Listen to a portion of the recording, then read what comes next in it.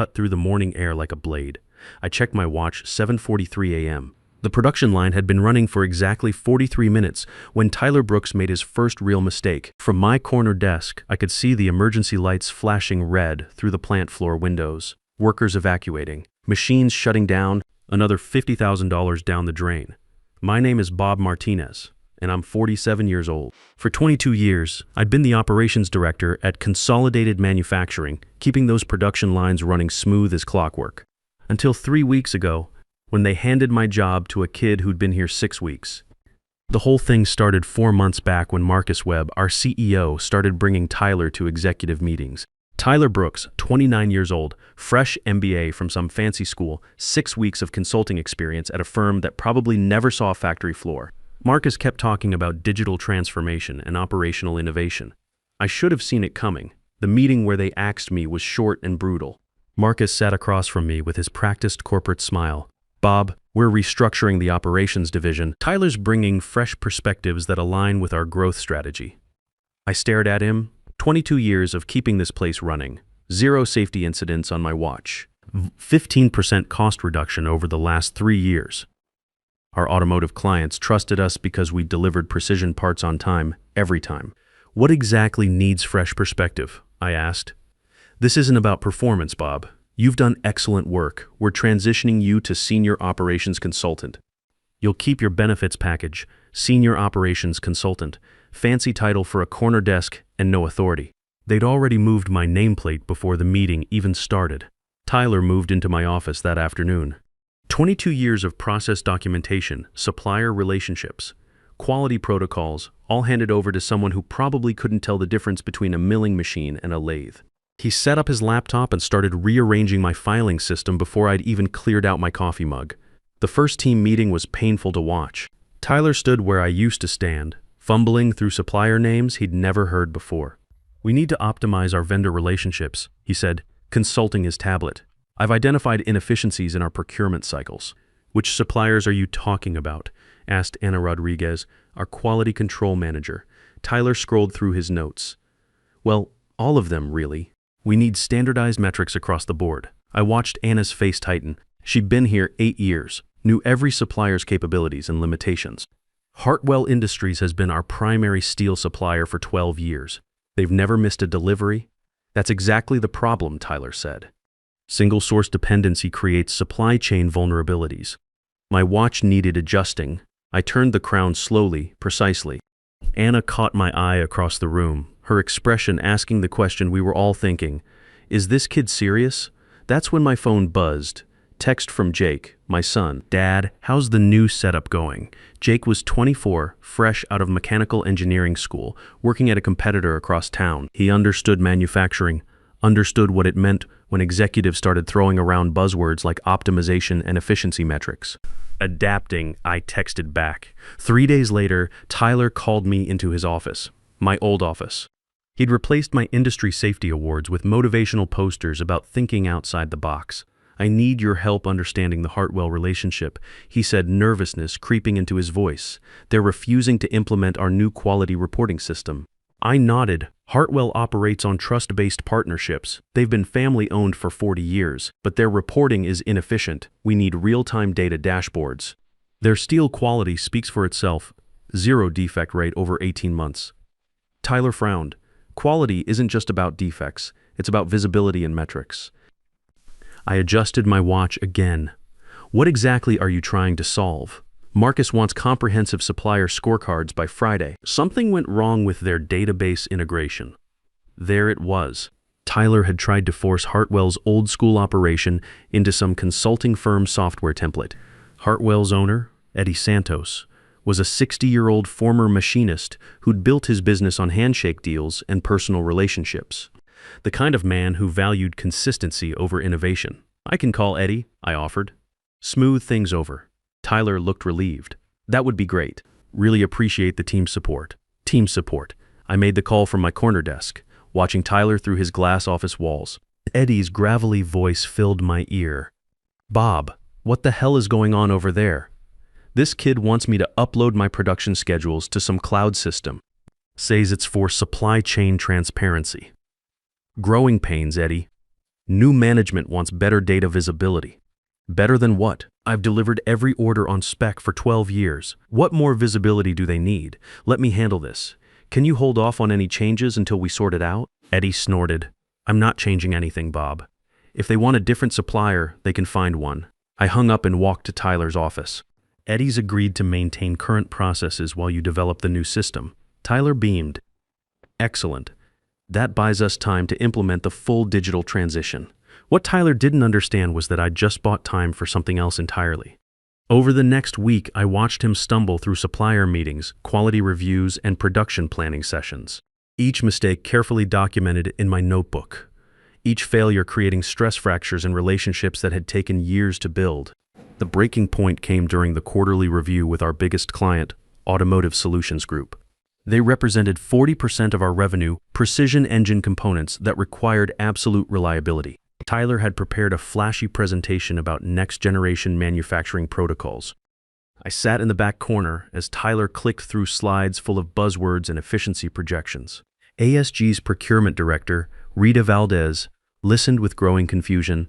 Your new quality metrics look impressive, Rita said carefully. But I noticed delivery times have increased 20% this quarter. Tyler fumbled with his notes. We're implementing process improvements that will optimize long-term efficiency. Long-term is fine, but we have production schedules to meet now. Bob Rita turned to me. What's your take on these delivery delays? Tyler's head snapped toward me. The room went quiet. I adjusted my watch, feeling the familiar weight of responsibility. The delays stem from supplier communication gaps during our system transition. I said carefully, nothing that can't be resolved with proper coordination. Rita nodded. Good, we need Bob directly involved in our account management going forward. After the meeting, Tyler cornered me in the hallway. You undermined me in there. I answered her question honestly. You made me look incompetent. I met his eyes steadily.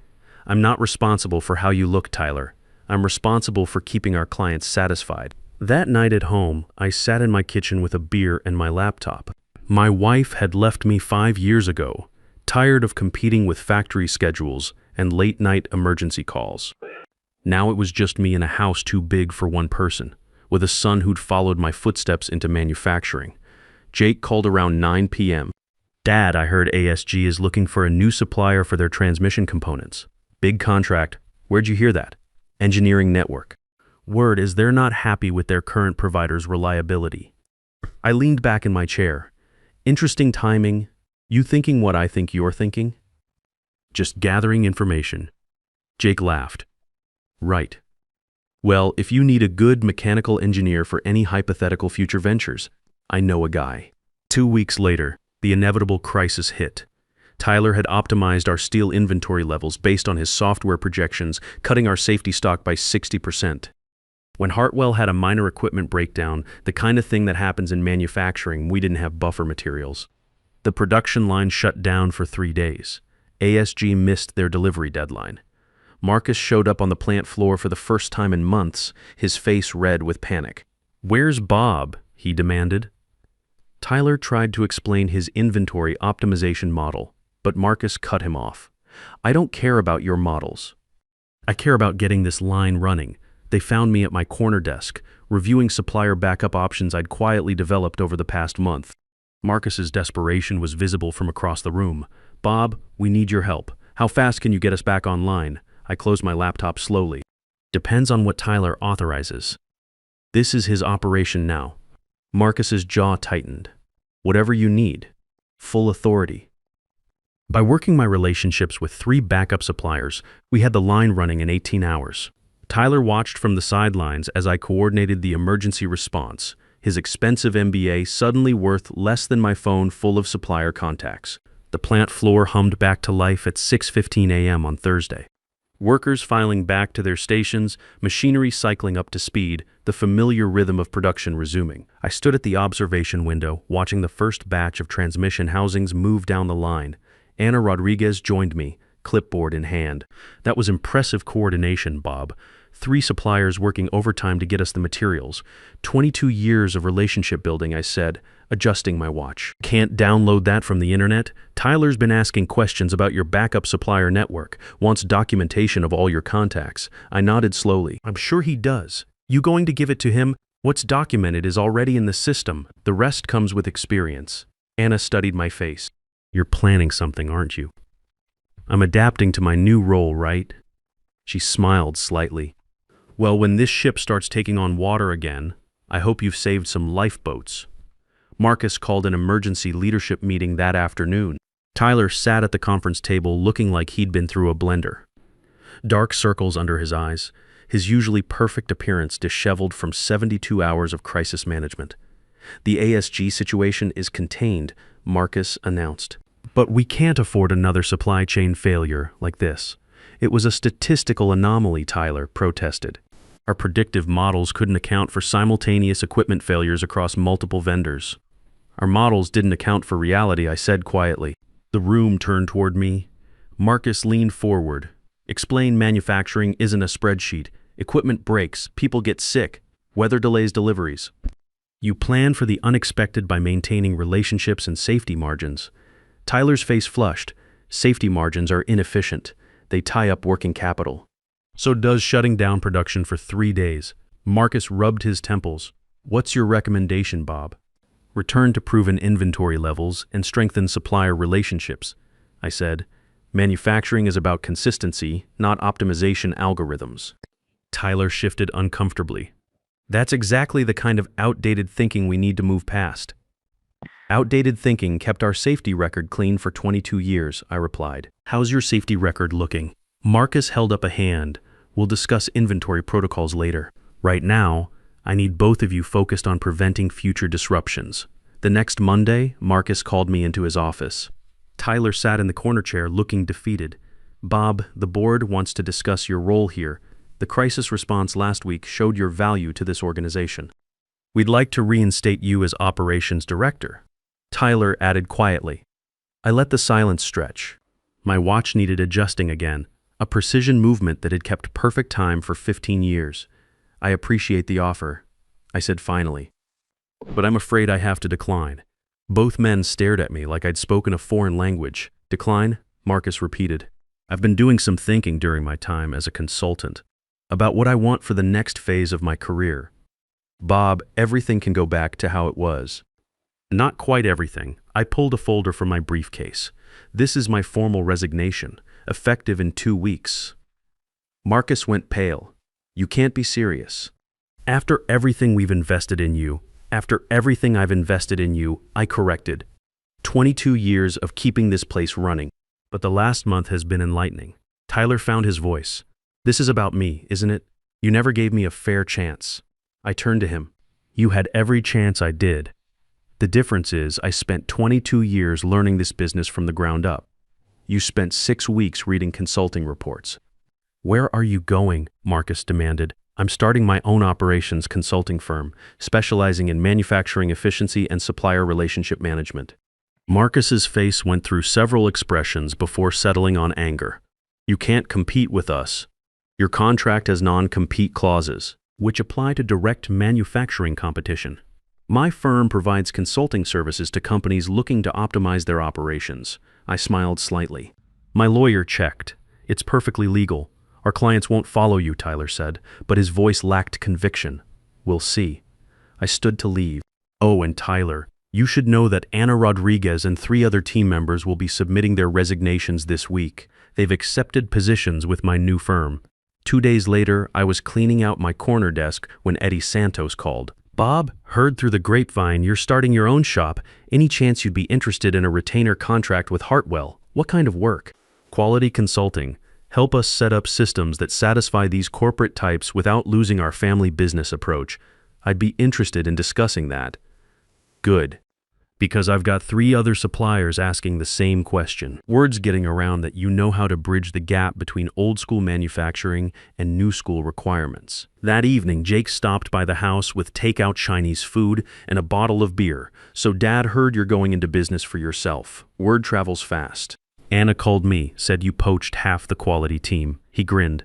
She also said Tyler's been scrambling to find replacement suppliers since Eddie Santos told him to take his cloud system and shove it. I opened my beer. Eddie's a traditionalist, and you're a bridge builder. Smart positioning. Jake leaned back in his chair. So about that job offer for a good mechanical engineer. I might have some opportunities developing, because I've been thinking, manufacturing consulting is about to get a lot more important. All these companies trying to modernize without losing their operational knowledge. And you think there's a market for that? I think there's a massive market for that, especially with someone who has your reputation and relationships. 6 months later, I was sitting in my new office, watching Jake review engineering specs at the conference table. Martinez Operations Consulting occupied the third floor of a converted warehouse, with windows overlooking the industrial district where I'd spent most of my career. The space hummed with quiet efficiency. Ana Rodriguez managed our quality systems division. 2 other former Consolidated employees handled supplier relationship management. Jake led our engineering analysis team. We'd grown to 12 employees, all experienced manufacturing professionals who understood that relationships and reliability mattered more than flashy presentations. My phone rang. Rita Valdez from ASG. Bob, we've got a situation with Consolidated. Quality issues on the transmission housing project. Can your team handle an emergency consulting contract? Let me check our capacity, I said, though I already knew we could handle it. We specialize in rapid turnaround situations. Jake looked up from his blueprints, smiling. Dad, that's the 4th call this week. Word gets around in manufacturing. Good work speaks for itself. Anna walked in with the quarterly reports. Bob, we're at 140% of projected revenue. Hartwell Industries just signed a 2-year consulting contract. I nodded, adjusting my watch. Eddie Santos values relationships over software systems. Speaking of which, Anna smiled. Marcus Webb called again, 3rd time this month. Still offering that board position, among other things. He sounds desperate. Through my office window, I could see Consolidated's main building in the distance. Tyler was probably in my old office right now, trying to figure out how to handle the latest crisis with the team that had lost half its experienced personnel. My watch showed 3:47 p.m. Precision timing, just like the business I'd built. The irony wasn't lost on me. I was more valuable to the manufacturing industry now than I'd ever been as an employee. The difference was simple. Now I was building something based on what I knew worked: relationships, experience, and proven results. Not algorithms, not optimization theories, not digital transformation buzzwords. Manufacturing was about making things work. And after 22 years, I'd learned that people make the difference between efficiency metrics on a spreadsheet and actual production running smoothly on a factory floor. Jake laughed from across the room. Maybe you should put him out of his misery, no need. He's learning the same lesson Tyler learned. You can't replace experience with enthusiasm. You can't substitute relationships with software. And you definitely can't run a manufacturing operation without understanding how things actually work. My phone buzzed with a text from an unknown number. Mr. Martinez, this is Tyler Brooks. I wanted to reach out about a potential opportunity to learn from your experience. I showed the message to Jake, who shook his head in amazement. You going to respond? I deleted the message and put my phone away. Some lessons you have to learn the hard way. The next morning brought news that made everything complete. Anna burst into my office with a newspaper folded to the business section. Bob, you need to see this. The headline read, Consolidated Manufacturing loses major automotive contract. The article detailed ASG's decision to move their transmission housing production to a more reliable supplier. The contract was worth $12 million annually. Says here they cited ongoing quality and delivery concerns. Anna read. Marcus Webb declined to comment, but sources indicate the company is restructuring its operations division again. Through my window, I could see workers leaving the Consolidated building for their lunch break. Fewer of them now than 6 months ago. Word in the industry was they'd had to lay off 30% of their production staff after losing the ASG contract. Any regrets? Jake asked, joining us at the window. I adjusted my watch, feeling the smooth precision of its movement. About what? About not trying to save the place. About letting it fall apart. I didn't let anything fall apart. I just stopped holding it together with my bare hands. That's cold, Dad. That's realistic. I spent 22 years building something solid. They decided to tear it down and start over with someone who'd never built anything. Natural consequences. Anna nodded. The safety record speaks for itself. 3 incidents in the 6 months since you left. OSHA's been sniffing around that afternoon. I had lunch with Eddie Santos at a diner near his plant. He looked older, more tired than I remembered, Bob. I wanted to thank you again for steering us clear of that consolidated mess. Your advice about keeping our core processes intact while adding just enough digital reporting to keep the corporate types happy, that saved us. Common sense, Eddie. You don't fix what isn't broken. Tell that to half the suppliers in this district. They're all scrambling to implement systems they don't understand because some consultant told them they had to modernize or die. And how's that working out for them? Eddie snorted. 3 went out of business. 2 more are hanging on by a thread.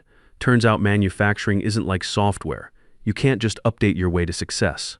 He leaned back in the booth, which brings me to why I wanted to see you. I've got 5 other family-owned suppliers asking about your consulting services. They want someone who understands that relationships matter more than algorithms. I'd be interested in hearing about their needs. Good. Because there's going to be a lot more work like this. All these companies that bought into the digital transformation hype are realizing they threw away 40 years of operational knowledge to chase the latest management fad. That evening, I sat in my home office reviewing proposals for 3 new consulting contracts. My house didn't feel too big anymore. Jake stopped by most evenings after work, and on weekends we'd work together on project specifications or client presentations. The divorce had been painful, but it taught me something important about what really mattered. My ex-wife used to complain that I loved the factory more than my family. She was wrong. I loved building things that lasted, solving problems that mattered, creating value through competence and reliability. The factory was just where I happened to do that work. Now I was doing the same work, just on my own terms, helping other manufacturers avoid the mistakes that had nearly destroyed Consolidated, teaching young engineers that Excel spreadsheets couldn't replace plant floor experience, showing family-owned businesses how to adapt without losing their souls. My watch chimed 6 p.m., time to head home. As I gathered my papers, I noticed a news alert on my phone. Consolidated manufacturing files for Chapter 11 reorganization. I wasn't surprised. A manufacturing company can't survive when it prioritizes image over operations, theory over practice, algorithms over relationships. Marcus had bet everything on the idea that youth and technology could replace experience and competence. He'd been wrong. Jake called as I was driving home. Dad, did you see the news about Consolidated? Just saw it. Feel vindicated. I thought about that question as I pulled into my driveway. Vindicated wasn't the right word. What I felt was confirmation that the principles I'd spent 22 years learning still mattered. That manufacturing was still about making things work, not making presentations about making things work. No, I said finally, I feel like I made the right choice. Building something better instead of watching something good get destroyed. Exactly. At 47, I'd learned something that took some people their entire careers to understand. Your value isn't determined by what title someone gives you or what corner they put your desk in. Your value comes from what you can actually do, who trusts you to do it, and whether you can deliver results that matter. Tyler Brooks had learned that lesson too, the hard way. So had Marcus Webb. And now the entire manufacturing district knew the difference between theoretical knowledge and practical experience. The best revenge isn't getting even. It's proving that what they threw away was worth keeping. If you've stayed with this story to the end, thank you for listening. Sometimes the greatest victory isn't returning to what you had. It's building something better from what you learned. If you've ever been told your experience doesn't matter, that fresh thinking trumps proven methods, or that you need to adapt or become obsolete, you know what I'm talking about. Drop a comment if you've had to prove your worth after someone decided you were outdated. Your experience built industries, and it still matters today.